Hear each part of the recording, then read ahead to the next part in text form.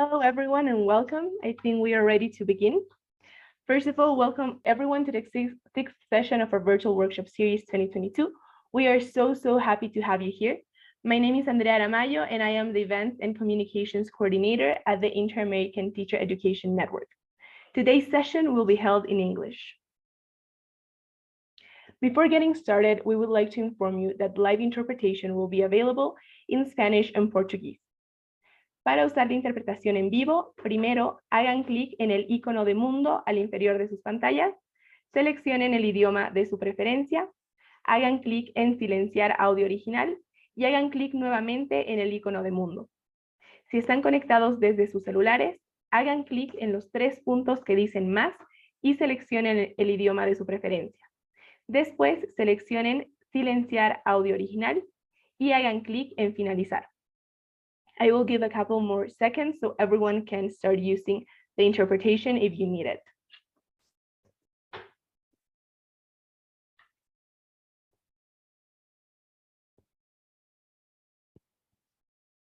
So as a bit of background, we launched this series because, as we already know, the accelerated pace of digital transformation in education has created unprecedented challenges for teachers, who have had to adapt their teaching practices to the demands of online learning with little or no preparation, and have also had to respond to the socio-emotional needs of their students resulting from the COVID-19 crisis.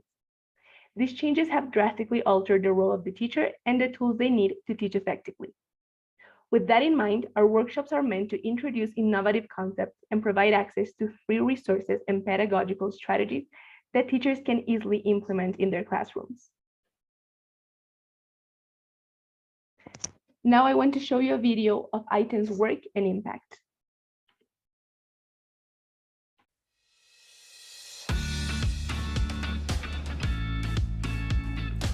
For the past 17 years, the Inter-American Teacher Education Network has been working to give teaching the place it deserves, becoming a key partner for educators and institutions such as governments, universities, and NGOs. ITEN is a mechanism through which the Organization of American States advances on the goals of the Inter-American Education Agenda and contributes to the UN Sustainable Development Goal number 4. ITEN aims to strengthen the most influential profession in the world, teaching, by providing professional development opportunities for teachers, cross-cultural collaboration, and knowledge exchange in the 34 OAS member states. Through its activities, ITEN has facilitated professional development to more than 300,000 teachers through webinars, workshops, and other multilateral projects, and has collaborated with 65 institutions, awarding more than $600,000 in seed grants, ultimately resulting in a community of more than 30,000 active members.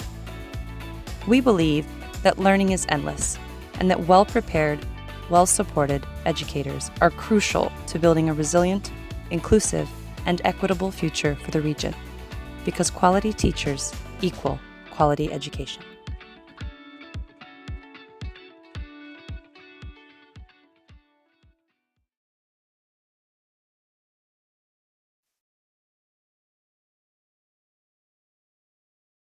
So I will briefly go over the Zoom features. So we have the following icons that you can find at the bottom of your screen for you to use them whenever you need them. Also, this presentation includes certificates. To obtain your certificate, you have to complete the participation survey, which will be sent tomorrow through your emails through the Zoom account. The instructions to download your certificate will be sent to your email in a couple of weeks. No worries, I will repeat all of this information at the end of the presentation. And also at the end of the presentation, we will have a space for questions and answers. Without further ado, I am happy to introduce today's workshop, Learning is Learnable, in which our presenter will explore how the science of learning can be understood and mastered, and using practical methods that all teachers can embrace, we will look at what methods help children understand and remember information most effectively. Dear ITEN community, I have the honor to present today's guest, whose work focuses on the science of learning and on finding out how children learn most effectively. His community uses his research and resources to inform classroom practices and to make learning more accessible, and he will share this knowledge with us today. Paul Main, welcome. We are very happy to have you here. Thank you so much, Andrea, for that really warm welcome. And it's a pleasure to be here. Andrea, I'm just going to share my screen so everyone has access to the visuals on here. First of all, I completely agree with what I heard in that the introduction about teachers being so important. They are incredibly important. And I'm hopefully today I'm going to share with you some of these ideas, some simple principles that have the potential to transform certain areas of teaching and learning. I'm going to try and keep everything as visual as possible. And I'm also going to share with you some resources that you can utilize in your classrooms. So everything we look at today, I will make sure you get a copy of, and I'm sure that Andrea will be able to forward you the resources that we look at. So this is the title, Learning is Learnable. All of the things I'm going to be talking about today are on this website here, structural-learning.com. But I just want to start by just saying a bit about learning and what we know about it. And our understanding of the process of learning has been transformed in recent years. We know so much more about how the mind organizes information and about how we remember and understand new ideas. And today is really about giving you a snapshot, an overall picture of some of these principles that help us understand things at deeper levels.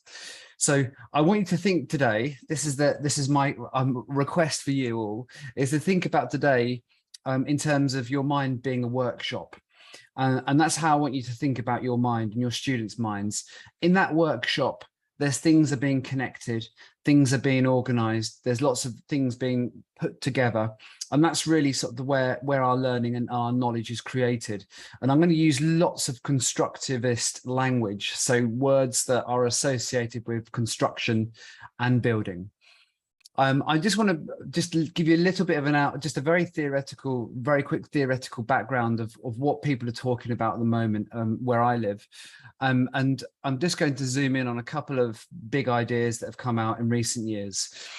And I'm just going to zoom in on this. This is from Duncan Assel. He was talking about metacognition and how the mind works. I'm just going to zoom in on some of the things that he's pointed out. But all of the things we're looking at today have got a particular relevance for children who have grown up in deprived environments. So children who may not have had the play opportunities as other children who may not have had the early education as they should have done. All of the things today have got particular relevance for this cohort of people. Now, we know that early deprivation is significant, but the good news is that cohort of children, they're the ones who can get particular benefits from all the things that we're talking about today.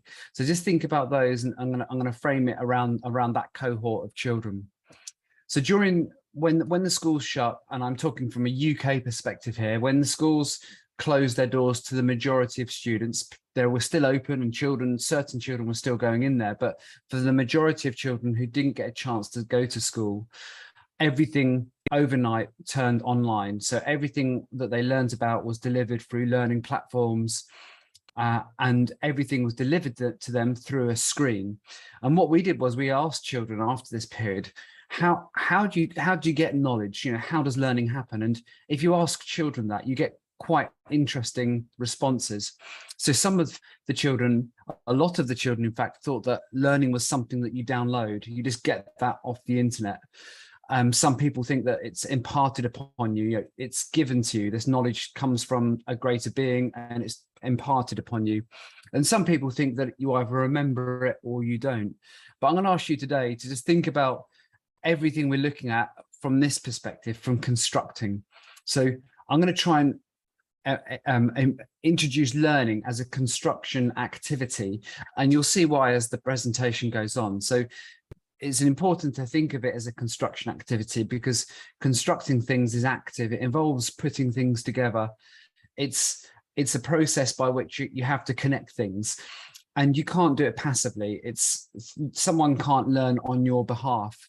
So when we think about learning like that, I think everything we look at today is going to make sense. So I'm just going to give you a very quick theory about how learning happens. And this is something that I've shared with children to try and help them understand what's going on when they're learning new things. A very visual explanation. So how do we understand something new? Well, in order to learn, we have to think effectively. So learning is the product of successful thinking. That's what I want you to think about. So thinking is the mechanism by which we learn something. And what is thinking? Well, thinking is organizing and connecting mental items. So all those things we see and we hear, with our working memory is trying to put those ideas together in that workshop of our mind. So all of those things are coming in and they're being connected up and organized. And those frameworks, where that stuff's put together, whether it be geography, English, history, whatever that knowledge is, that information, our working memory is trying to put it together into what we call schema. So networks of information, which are the foundation of comprehension and memory. So we're pulling stuff out of our long-term memory and trying to connect it up with new stuff that we're hearing and seeing in our working memory. So that's a very simplified version of what learning is, but it helps us understand the next bit. So in other words, the more you think about something, the more connections you make and the better your learning outcomes. So if we think about learning like that, then everything that we learn and understand is going to be the product of being able to think about it effectively. So this session is about how do we make thinking happen? How do we visualize thinking? How do we help children understand that process of thinking, bearing in mind it is an invisible act that's quite abstract by nature? And how do we make our thought processes more visible to ourselves and to our teachers? So think about the working memory where we do all this stuff as like a telephone box, a very British telephone box here. So it's a bit like trying to juggle in there. There's not that much room in there and stuff's always trying to get out. So this is the problem we're up against when we're trying to learn new ideas. And this is why we forget stuff. And this is why we sometimes don't understand things. And I'm trying to give you the idea that this is something that happens in the working memory. And if we can somehow make that place a bit bigger or take the stuff out of that working memory, then we've got a chance of learning more effectively. So if we don't have much room to build new knowledge in that place, and we drop stuff quite easily. So when I say drop, I mean we don't remember it. I'm trying to talk about memory as in things that we drop. And there's always more stuff trying to get in. You think about your daily lives and the amount of stuff you have to remember, your email inbox, and all of those ideas that are competing to get into your memory.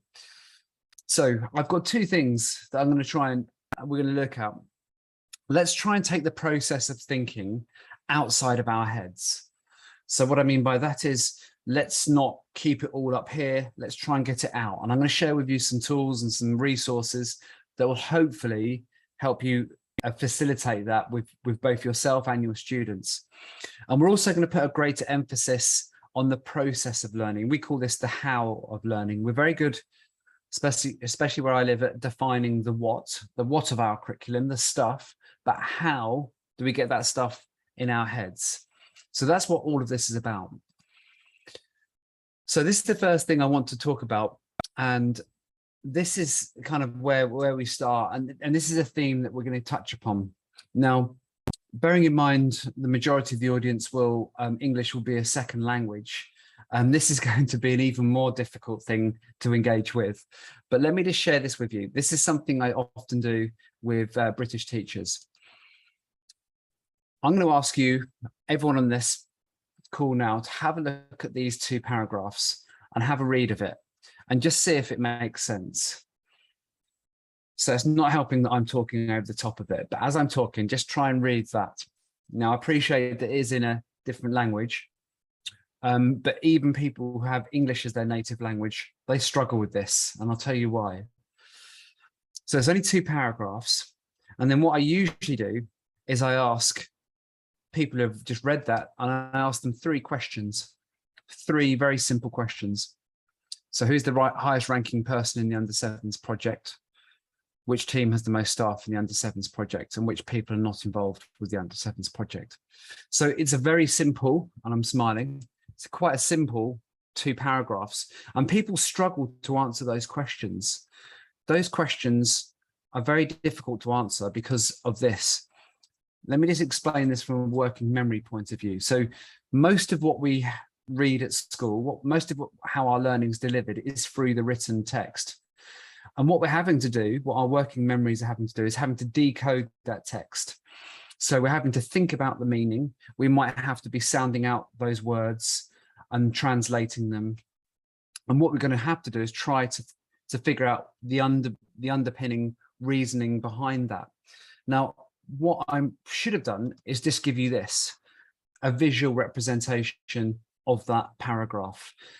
If you can see this, now you've got something to hang your knowledge on, because I've stripped away all of the grammar, all of those words that didn't actually help you too much, and I put them all here in a very simple diagram. And the diagram is a hierarchical diagram, so you can see that we've got a person at the top, Helen, and there's two teams, but then there's also a project that straddles both of those teams. And with the simple diagram, we can say so much more than all of that text alone. So what I'm going to ask you today to do is to think about those diagrams, not as a kind of a aesthetically pleasing thing that you have in your books, but think of them as a map and a compass. And a map and a compass are for navigating. And that's what the diagrams do, graphic organizers. They help your children navigate their way through unfamiliar territory. That unfamiliar territory is not landscapes. We're talking about curriculum content. And without them, then your students might be a bit lost. And what that looks like in academic terms is that they might be asking lots of questions and constantly asking you to point them in the right direction. So think of those diagrams as a way of consolidating and understanding new ideas. So here's the thing that I want to get to with these diagrams. What we've done, and I'm not the first person to do this, lots of people have done variations of this. What we've done is define the type of questions that children get asked in a classroom. And they typically become in these 4 different brackets. Now, those different types of questions, you can teach children how to answer them with a simple visual. That means that everything immediately becomes more accessible. So those 4 different defining types of questions.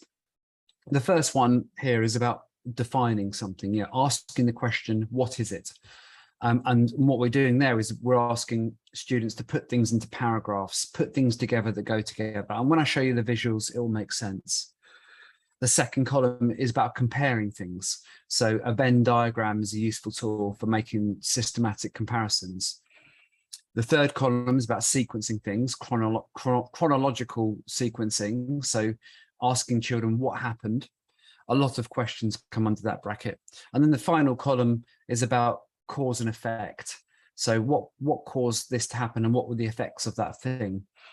And between those 4 different columns, you have pretty much every single type of question and every type of non-fiction writing you'll ever engage with in school. And each of those has these corresponding types of visuals that I'll make sure you get. So the point here is, when we called this presentation Learning is Learnable, well, this is the first bit of the jigsaw. Once you know what it is that you're being asked, then you can look at these tools and decide which one is going to be most applicable for any given task. So they're a bit like having a toolkit, a mental toolkit that you can carry around with you, and you can utilize them to achieve particular goals. And what we've been doing is going and creating lots of different ones for different purposes. What I often do is ask students and teachers to use these to achieve different purposes. So we've got lots of different ones we've been creating, and I'll make sure that you get the ones that are finished. And you can try these out in your classroom and see which ones are most effective. But that kind of the key here is to use the right one for the right purpose. So many teachers in the United Kingdom they have favorite ones. So there might be particular teachers who are particularly fond of using a Venn diagram, for example. And what we're trying to say is, well, let's use the appropriate one for the right job.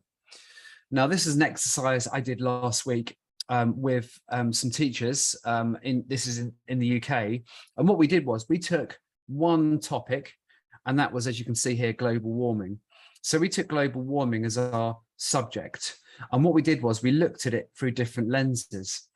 And the different graphic organizers cause students to think about things in different ways. So they guide students' thinking visually in different ways. And with the different types of graphic organizers that you have, you can cause different types of learning to happen. So for this one, this is about looking, as you can see, different perspectives, or as we call them, thinking boxes. So you put your item in the middle, which is global warming, and then you have this ripple effect. And think of a puddle, someone dropping a pebble into a river. You have the ripple effect, and that's what we're trying to think. That's how we're trying to help students in this case to think about the global warming. What are the ripple effects? So you can see there, global warming in the middle. What does it mean to me? And then the local context. So what things would happen if you're in lowlands? Then you might have flooding, crops being reduced, and then you have a global context, poverty, these huge events happening across Asia. So you can see I've managed to channel the students' thinking in a different way. And what we did was we tried different ones out, but we chose the same topic. So we looked at global warming here, and then we said, you know, what's the essence of it? Well, melting ice caps, rising seawaters, and you can see here, and that's causing extreme weather. So the same topic, but slightly different lens, and you can go on and on. We don't need to go through all of them, but you can use quite simple ones. Like here, we've looked at you know, just defining what global warming is. So it's about greenhouse gases, weather, and pollution. And then you have subcategories. And then you can ask children to explain things, and you can channel their thinking in different ways. So with a simple visual organizer, you can achieve so much just by temporarily moving away from all the grammar and just getting children to put their ideas out of their head and onto a shared canvas. Anyway, we can go on for climate change forever. Obviously, you can see that it's quite a topic close to my heart. Paul, sorry for interrupting. I wanted to ask if you could go a bit slower so that our translators can translate better. Sure, I will go a lot slower. Thank you so much. So we understand this, visuals. Let's move on to the next part of this, which will hopefully make sense now you have seen the visuals. So what we did was, when we started creating those visuals, we started looking at the different types of thinking. And those different types of thinking and different types of learning have different names and definitions. So here, what we've done is we have described all of those different types of learning words that children use within the school, within their school life. So these are words that teachers use, that students use, and we sometimes think that everyone has access to the same language. So what we've tried to do here is to help children understand what those words mean. And we'll give you a copy of this, and hopefully it will be useful in your individual classrooms. So the idea of this framework is to help students identify how to move their thinking through a particular task. So the green ones here about how do I get started. So these are your starting points for any particular task. And you can see here that we've got words like identify, categorize, extract. And these are words that we would use to maybe start a particular task. The blue ones are about how we organize our ideas. And I've just shared those with you with the graphic organizers. So the graphic organizers, the visuals, they help scaffold, another educational word, scaffolding. They help scaffold how we organize these ideas in using those words. So, and then the yellow ones are about critical thinking. How do we know this? What evidence do I have? Do we know that this is true? So So the idea is that you've got all of these different learning words, and what teachers do is they use these to define how the task should be undertaken. So instead of just saying something vague, like we are going to learn about global warming, what you can add here is some precision to the learning process. When students understand what those words mean, they're able to take more responsibility of their learning. That they understand what those words mean, and they can make better choices about which direction they want their learning to go in. So there's two, I've put this on 2 slides because it's so big. It all fits on one piece of A3. The orange ones are about how do I communicate my ideas, and the red ones are about higher order thinking, so critical and creative thinking. So with these ones, we're asking children to think about what they can do with their new knowledge. So can you make a generalization? Can you hypothesize? Maybe you can summarize something. And the idea with those ones are that sometimes we go through our projects, our topics and our lessons, and we all rush through those lessons. And when we get to the other end, the children don't know why they've learnt it. And the red ones add more meaning to the lesson, because the children are able to look at the work that they have done and then think about what it means using those red icons. That's the overall picture of this. And what we've done as well, we've started defining those words and just trying to help children understand what they mean by using visuals. And the way that you use them, using those words, well, I'll give you some examples. This is at a university in England where we train teachers. And what we do is we ask the teachers, how do you want the children to think? So what are what we call the stepping stones? What are the different steps that a student needs to take in order to achieve a particular goal? And what they've done here in this photo is they have those actions, those learning actions from that framework. And they are thinking about the steps to what we would call student mastery. So mastery learning. So if a student does not know too much about a particular topic, how do we get them to think like an expert?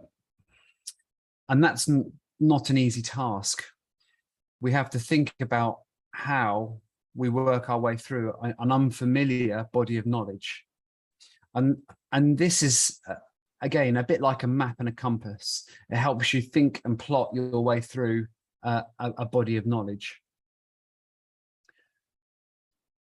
I've just got one example here, and this is a healthy eating project. I'll just zoom in so you can see this. And this is a primary school, so the children are 10 and 11 years old, and the teachers are planning a lesson about healthy eating.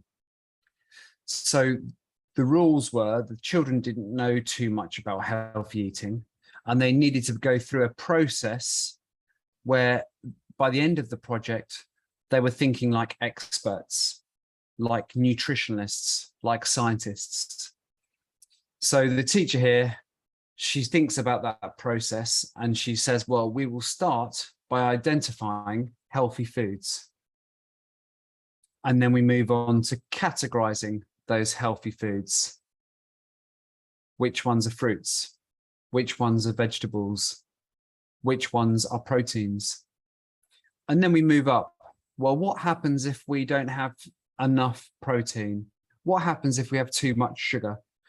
The children's job then is to think about the implications of having too much or too little of those foods.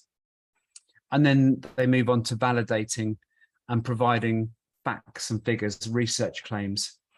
So I'm not going to go through all the steps, but what you can see is that the teacher is increasing the complexity of the lesson, but she's thinking about how she does not want to overload the children's memory. She doesn't want to fill them up with too much stuff.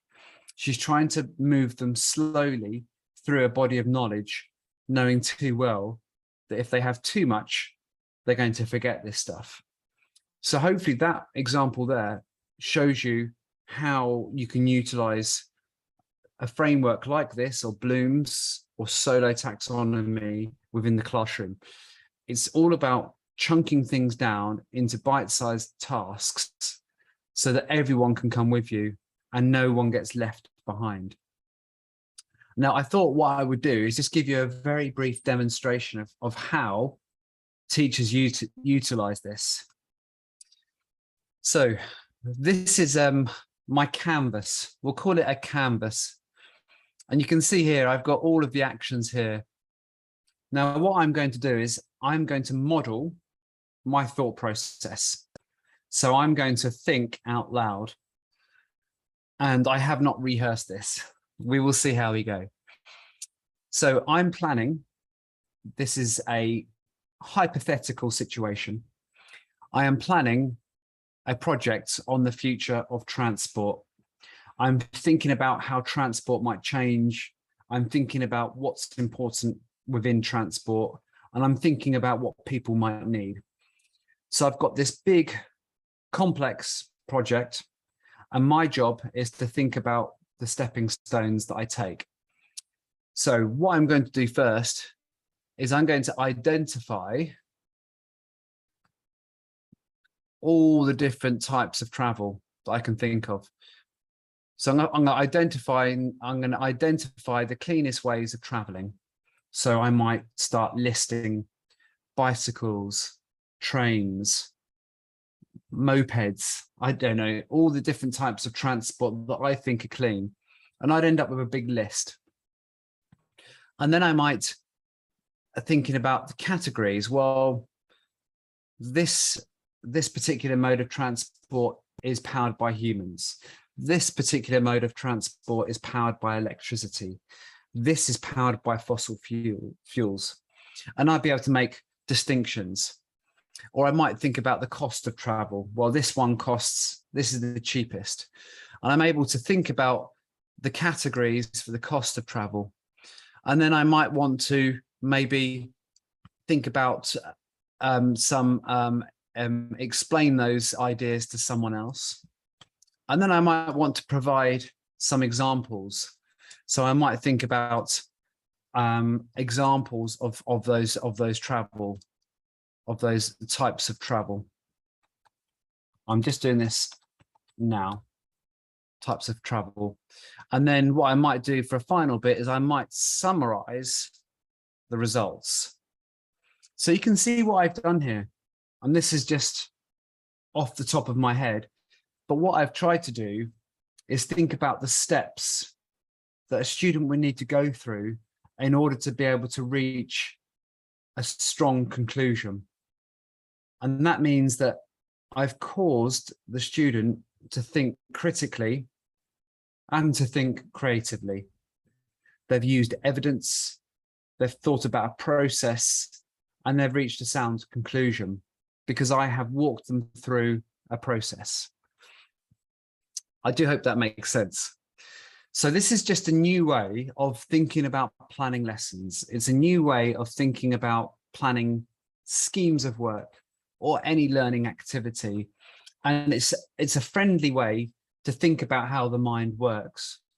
Again, going back to our original point, we don't want to overload the working memory. So what I have had to do is break it down into those bite-sized chunks. Let's just move on now, because I want to just share something else with you. So we've looked at what we've tried to do is make learning visual. And what we've tried to do is break it down into using colors. And I've used paper and pen tasks. I've used a digital whiteboard. And I know that there is a big emphasis now on educational technology. I just want to share one way of doing this. And this is online mind mapping that we do. So I've walked you through a paper and pen task. I'm now going to do it digitally. This is what it might look like digitally. So I'm going to take that idea of healthy eating, and I'm going to use it to break down and categorize different types of healthy food. So this is what it would look like on a screen on a handheld device. So I'm thinking here about proteins. Well, I think fish is protein, and a type of fish would be salmon and trout. And what I can do very quickly, I can start to color code these and put them into an order. So very quickly, I can use color and organization to be able to share with you what I'm thinking. So this is acting as a scaffold for my own thinking. So combining the framework with these types of visual tools, we can scaffold our own thought process and share with other people what we are thinking.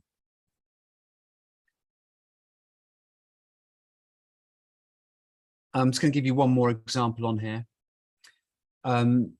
There's a questions just come in. I'm just thinking about, this might be referring to age groups.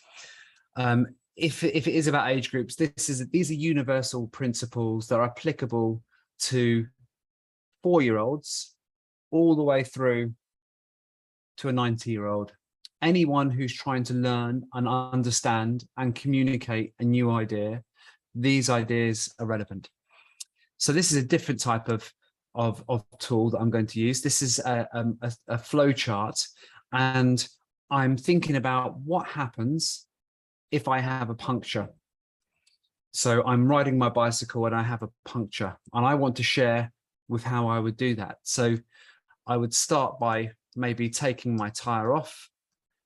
I'd either replace my inner tube, or I might repair the puncture, and then I pump that tire up and I cycle off. And with these ones, I'm looking at sharing a process. So I will use arrows to share my thinking.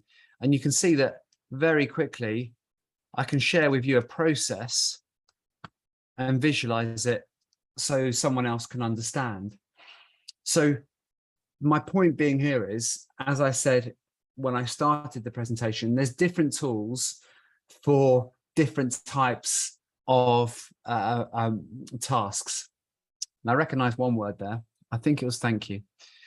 Here we are. So if I want to show someone a body of knowledge and the connections between that body of knowledge, I will use what I would call a concept diagram.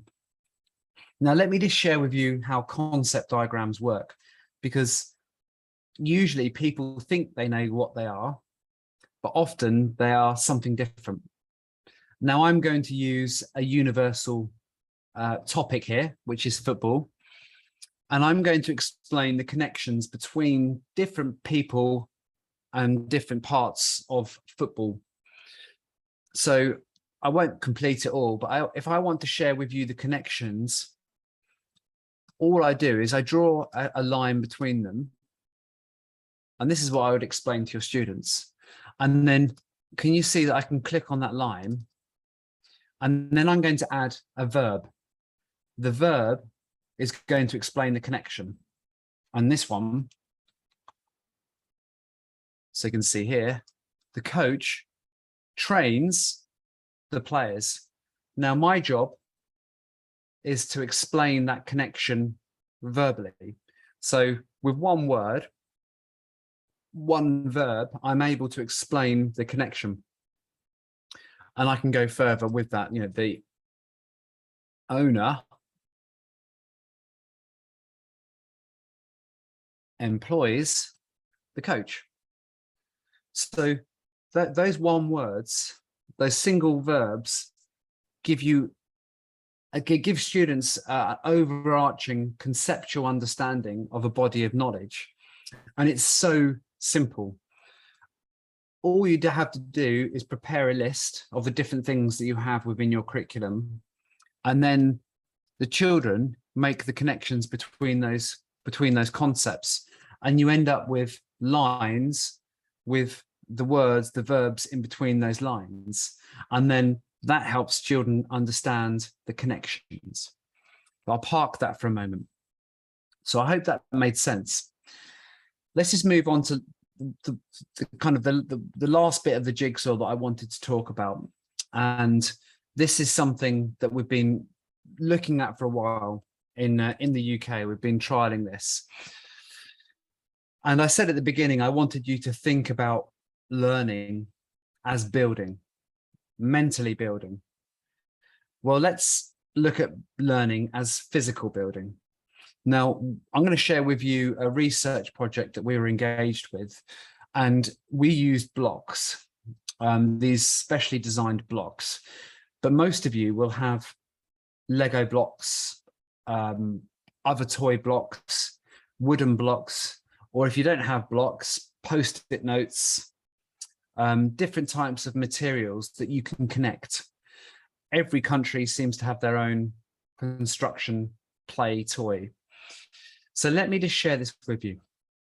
What we tried to do was to help children take their ideas out of their heads so that they could see their thinking. And what this looks like is children, a bit like a jigsaw puzzle, looking at the parts and connecting the parts up. So we were using blocks, and we used blocks because they are playful. Children play with blocks, and that was important. The children felt that they could make connections and have a go at trying things out without worrying about getting it wrong. That meant that they would have a go and see what works, and then try something else. So the idea of this type of learning is that what we're trying to do is to help children break things down, and then using the blocks to build those things back up.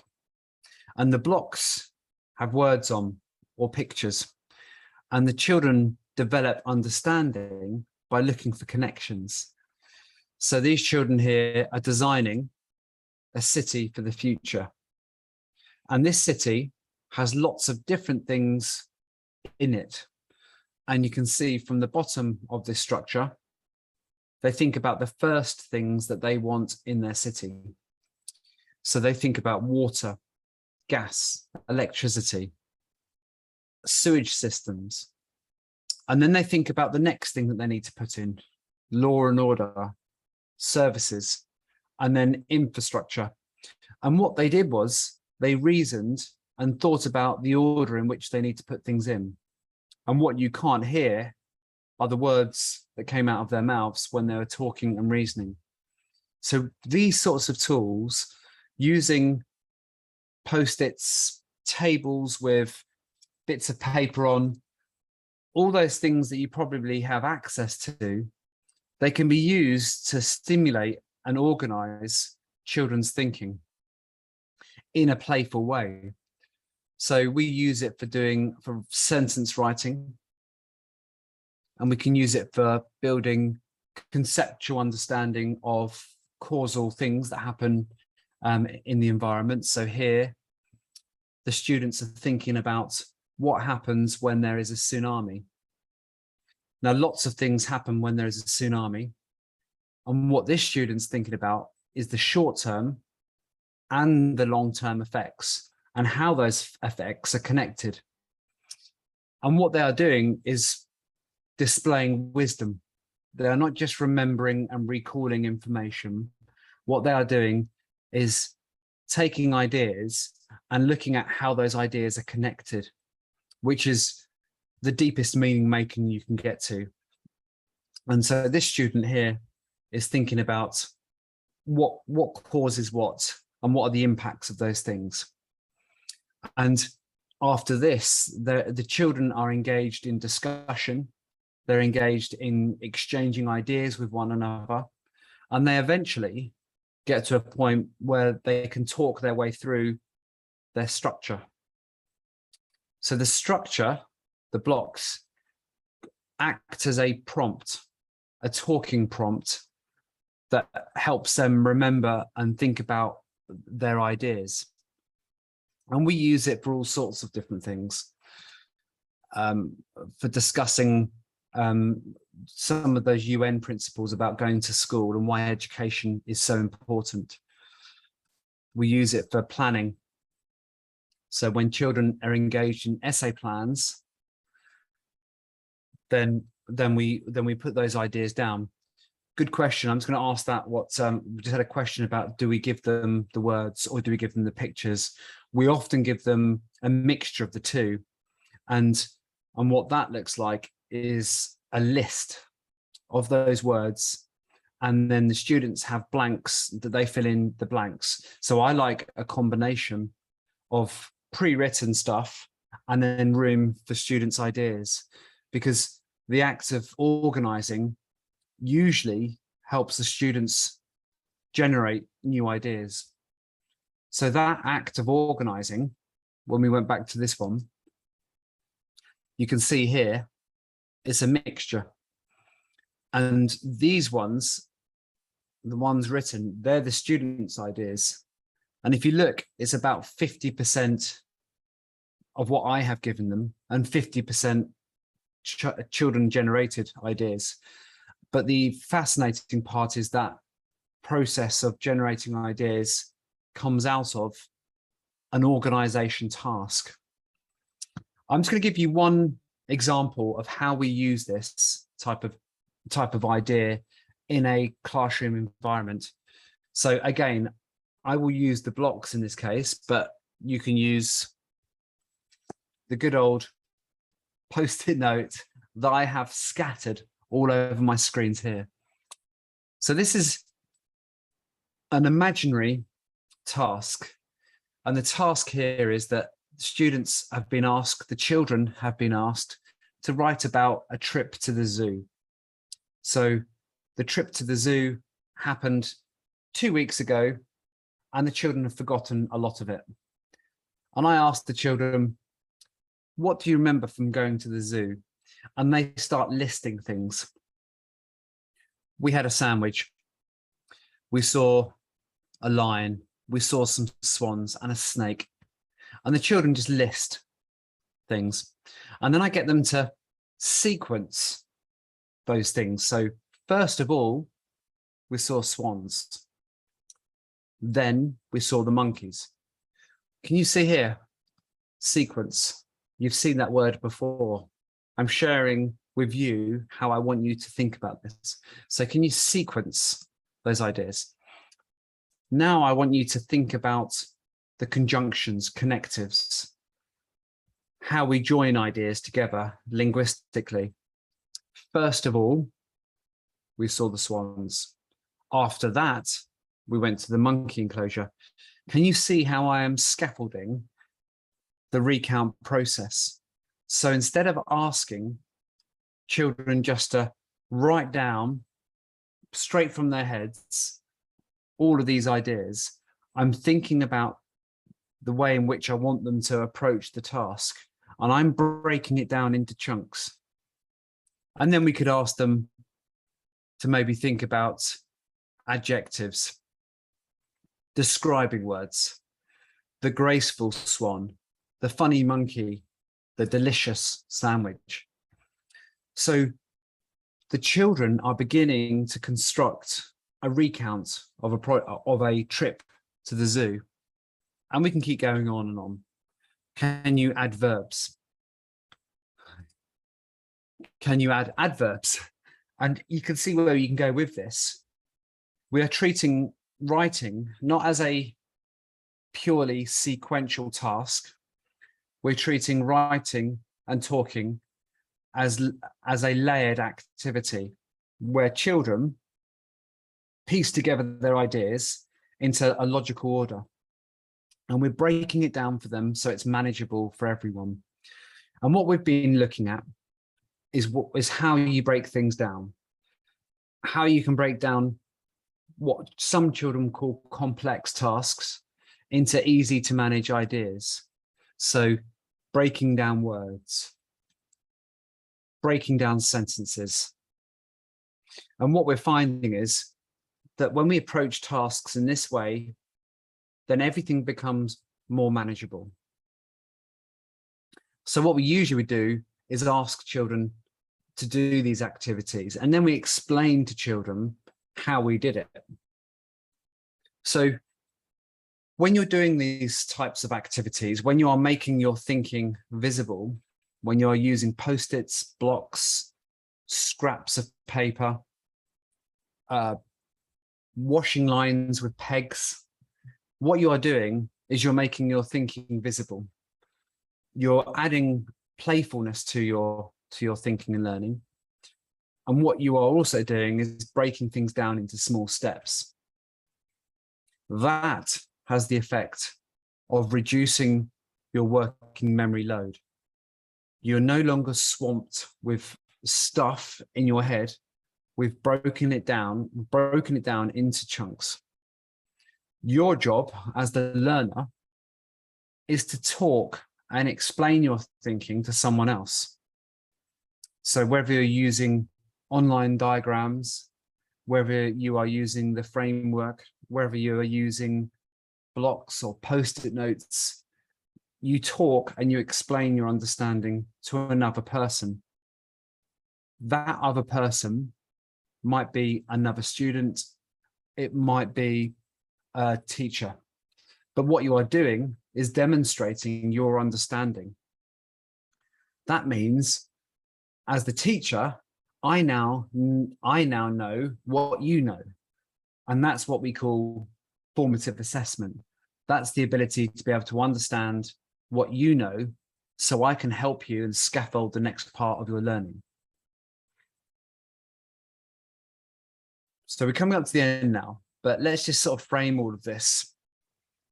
What I've tried to do is to put all of these ideas into a framework. So it's not just about thinking skills. It's not just about knowing more facts. And it's not just about language. It's about how we put all of those things together. And that's the sweet spot. So how we use our thinking skills, how we sequence, how we connect, how we exemplify, how we use that to glue the knowledge together into concepts, into schema. That means that we can understand it. And the language helps us explain it and communicate and consolidate that knowledge. But the language scaffolds the thinking. And you can see that these things, it's impossible to move one of those things out of the way. They're all highly connected and joined up. So if you take nothing else from this, just try and think about the importance of being able to explain the thinking process, the importance of visualizing the thinking process, and the importance of being able to explain to other people the process that they need to go through. When we do that, then I think we're moving on in the right directions. I've pretty much come up to the end of this, but I just wanted to leave you one last thing. So what we try to do is to, all the time, we're trying to explain all of these new ideas so that everyone knows what the latest type of thinking is. And each week we put out these ideas into a kind of a new article. And if you're interested in learning about these different ideas, then each week we have someone new to talk about those ideas, and experts explain different ideas within the world of education. So you don't need to create an account. You can just take what you want. It's all free. Just click on the links and you get an explanation of memorable teaching. How can we make learning more memorable in this case? And then we've got lots of different infographics that you are free to take. So it's all on here. All of these different ideas are on here. And in the coming weeks, months, years, I hope that some of the people on the other side of this Zoom conversation might be contributing an article in here. So if there is anything that you want to talk about, write about, then please do get in contact, and we can look at maybe publishing an article or a story. So Andrea, I hope that you are still here and I haven't been left by myself. Oh, there you are. I can see your smiley face. I wanted to leave some time for some questions, and I really, I do apologize for going too fast at the beginning. That's my fault for getting too excited. No problem. But I thought we'd leave some time now, Andrea, maybe for people to ask some questions. I've tried to answer some of those questions from looking at what I think they are asking, but we will see if there are any questions. Perfect. Thank you, Paul, so much for this excellent workshop. It was so interesting to learn about how we have to think about our own thinking processes and how we can organize our ideas in order to teach students to do the same. So thank you very much. We invite you to go to Paul's website. Paul, if you could paste it in the chat whenever you get a chance, and so you can see these articles written by experts. So now we will go to a Q&A session. So please use the Q&A icon at the bottom of your screens to write your questions. We already have a few questions, so I'm gonna read them out.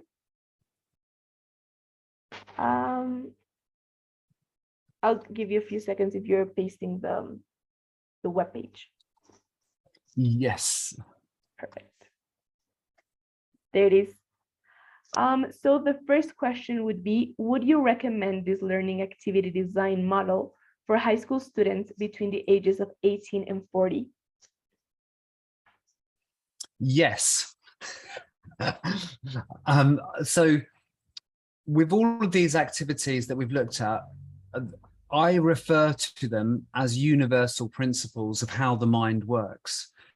So when we are working with children who aren't at school yet, 3-year-olds, they do the same thing. They pick things up and they put things into order.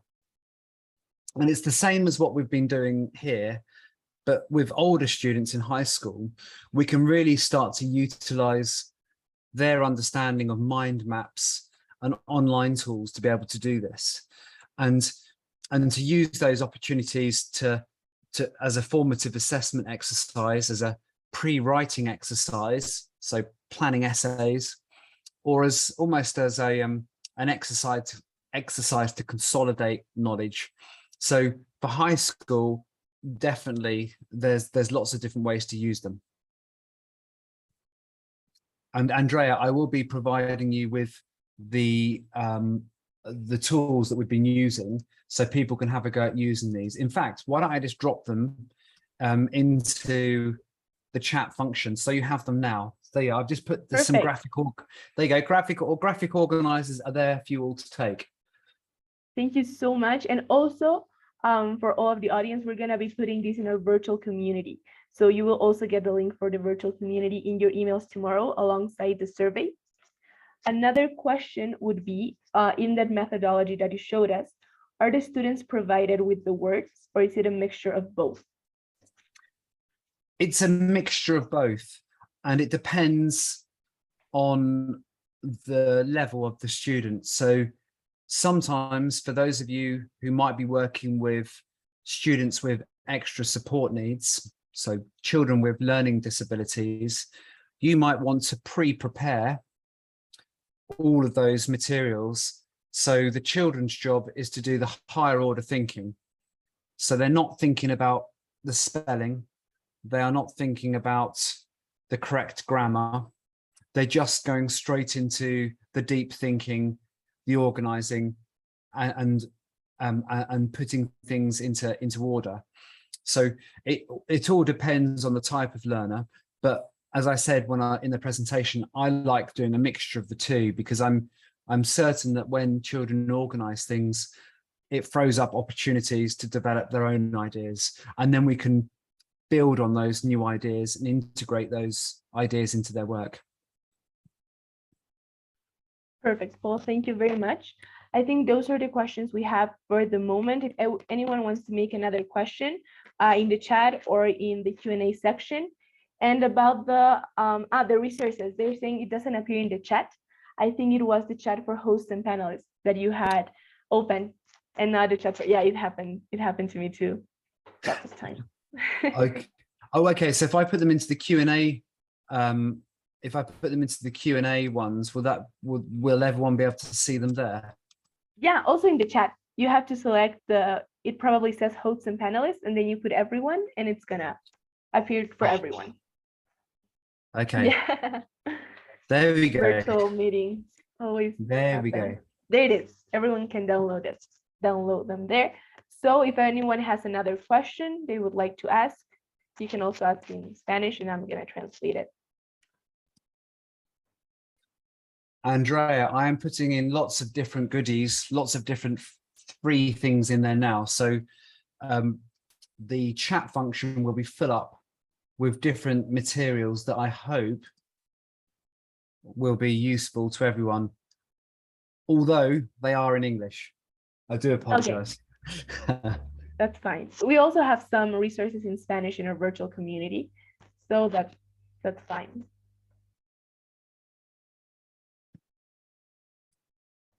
Okay, I don't think we have any more questions. If you don't see the materials in the chat, they're gonna be in the virtual community. We're gonna put the QR code for the community in a second on the screen. So let me share screen again.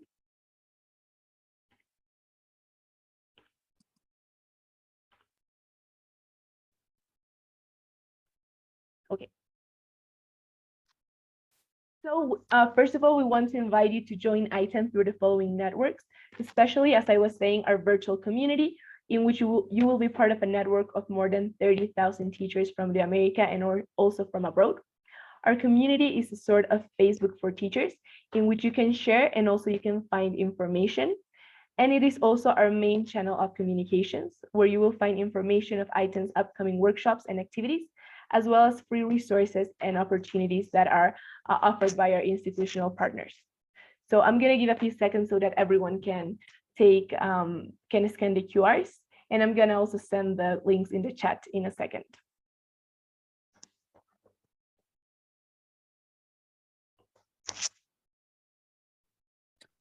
I am just putting in lots of different things into the chat.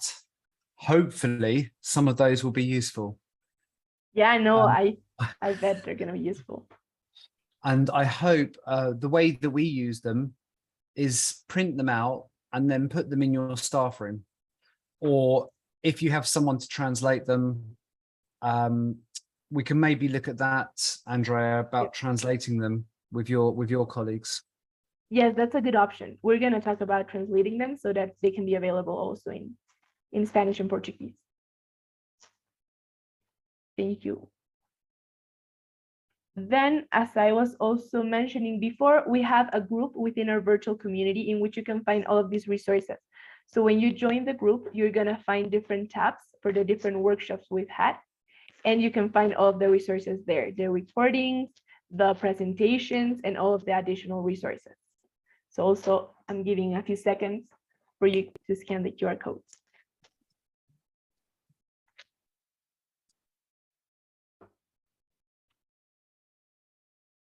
Or also to take a screenshot if you would prefer.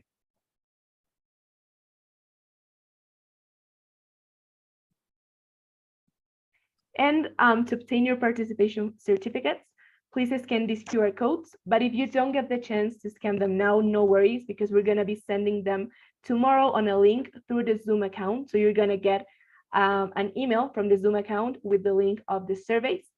Please complete this survey by Monday, and you will receive the instructions on how to download your certificate in the next 2 weeks.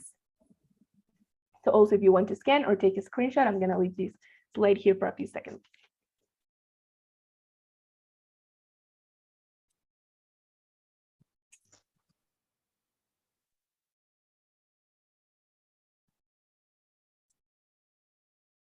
Your certificates will look something like this. They will have full signature and they will have your name. So this is an example. And we invite you to join us on our next workshop, which will be on Thursday, September 22nd, also at 4 p.m. Washington, D.C. time, with Dana Mairena and Alejandra Vigil from Red para la Lectoescritura Inicial de Centroamérica y el Caribe, who will present a workshop on social-emotional skills for early childhood education. So we hope to see you there, also through Zoom. And in the email tomorrow, you're also going to find the registration link for this workshop. So thank you very much for joining us today. Thank you, Paul. It was an amazing workshop. We hope that you enjoyed it. We hope that you find it useful and that you can implement these tools in your classrooms. Thank you so much for having me. And I really hope that all of this was useful. Like all of these things, they do sometimes need to be contextualized.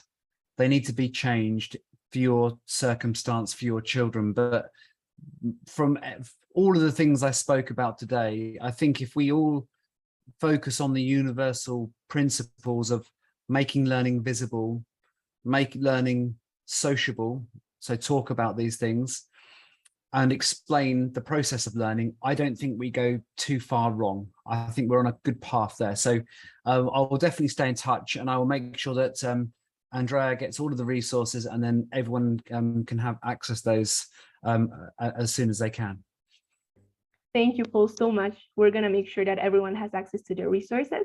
And as you say, we're in a good path, and it's important to contextualize them. So thank you so much.